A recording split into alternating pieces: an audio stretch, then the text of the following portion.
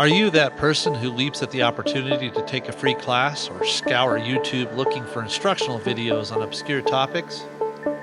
When you find that interesting new skill, do you deep dive and binge watch every video, listen to every podcast, and check out every new book?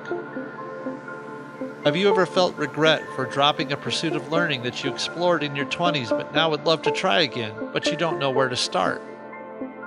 Have you ever marveled at a person's ability to brew a tasty beer, piece a quilt, or grill the perfect steak?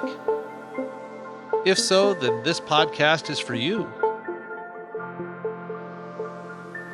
I am Paul, the Polymath, and this is CAST, Knowledge Acquirement Skills and Theory of Learning. Welcome, skills collectors, knowledge adventurers, trivia ninjas, dabblers, and masters of their domain. This podcast is for those rare people who are not just curious about how things are made, but want to make those things themselves. The person who can passively converse on any topic and who love memory games, metacognition, and the occasional single event learning experience.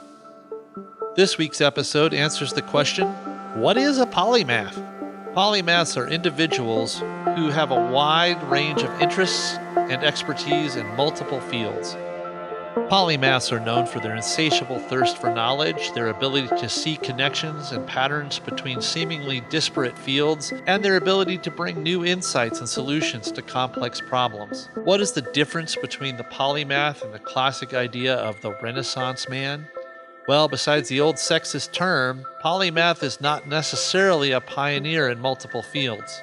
Modern specialized knowledge is super comprehensive and requires a lifetime of dedication on one thing to become a pioneer in that field. Complete knowledge is exponentially more difficult to achieve than deep knowledge.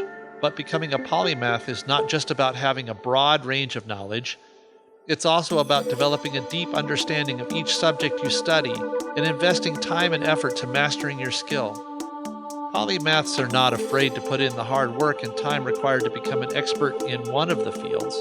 For the purposes of this podcast series, I will define polymath as someone who has at least 3 distinct fields where they have achieved expertise. 10,000 hours per skill, or a body of knowledge. I will refer to these as Tier 1 skills. Tier 2 skills are bodies of knowledge or achievement where a polymath has passable knowledge. Tier 2 skills usually require about 3,000 to 5,000 hours to achieve. Tier 3 skills are what many of us would call a hobby. Tier 3 skills are where we dwell as a casual golfer, a weekend mechanic working on his motorcycle, or a home brewer. Dabbles are a single learning event.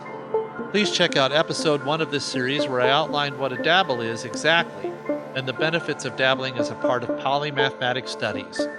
Diverse skills that can complement each other and enhance your problem-solving and creative abilities can include writing and storytelling, design and creativity, technical expertise, analytics and data science, project management, financial literacy, martial skill.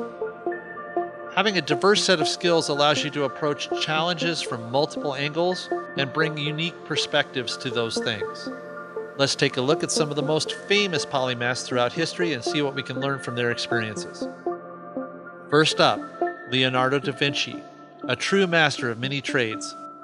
Leonardo was born in 1452 in the heart of Tuscany, Italy, and from a young age he showed a passion for learning and deep curiosity about the world around him. He began his artistic career as an apprentice to the famous artist Andrea da Verrocchio, where he learned the basics of painting, sculpting, and metalwork. Leonardo da Vinci was an artist, engineer, and a scientist. He is widely regarded as one of the most brilliant and versatile figures in human history. He excelled in fields as diverse as painting, sculpting, architecture, engineering, and science. Some of his most famous works include the Mona Lisa, The Last Supper, and the Vitruvian Man. He was a prolific inventor with ideas for flying machines, hydraulic pumps, and military weapons. Leonardo was also an engineer. He designed siege engines and even robots long before the technology existed to bring these designs to life. But Leonardo's true genius lay in his ability to see connections between the different fields of study. He was a true polymath and a master of many trades, and his notebooks are filled with sketches, drawings, and notes on a wide range of topics, from mathematics to engineering to biology and astronomy. His curiosity and his insatiable thirst for knowledge led him to explore every aspect of the world around him and he is considered one of the greatest polymaths of all time. Next, Ben Franklin, one of America's founding fathers, was also a true jack of all trades. Franklin was born in Boston in 1706, and from a young age, he showed a passion for learning and a thirst for knowledge. He was apprenticed to his older brother as a printer and soon became one of the most successful publishers in all of the colonies. But he didn't stop there. Franklin was also a talented inventor, designing devices like the lightning rod, bifocal glasses, and the Franklin stove. He was also a scientist, conducting experiments in electricity and publishing his findings. He was a diplomat, serving as the American ambassador to France during the Revolution and negotiating the Treaty of Paris. But perhaps the most impressive of all was Franklin's ability to bring his diverse skills and knowledge to bear on the problems of his day. He was a master of networking, building relationships, and bringing people together to achieve common goals. He was a gifted communicator, using his writing and storytelling skills to influence public opinion and to shape the course of history. Finally, Marie Curie.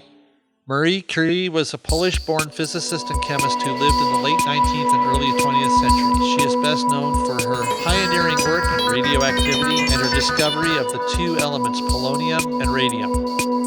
She was the first woman to win a Nobel Prize and the first person to win 2 Nobel Prizes in 2 different fields. Her work paved the way for the development of nuclear medicine and helped to revolutionize our understanding of the atom. But her contributions to science were just one aspect of her remarkable life. She was also a passionate advocate for women's education and was dedicated to using her scientific knowledge to improve the lives of others. She was a true polymath who used her diverse skill and interests to change the world.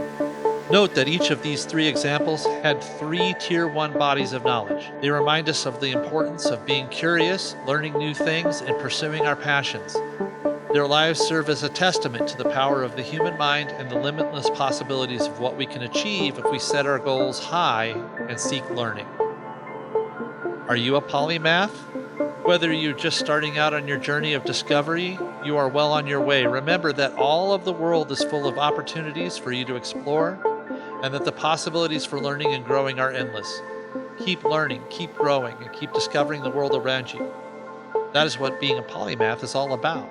If you are a polymath, please email me with your story at paulthepolymath@gmail.com.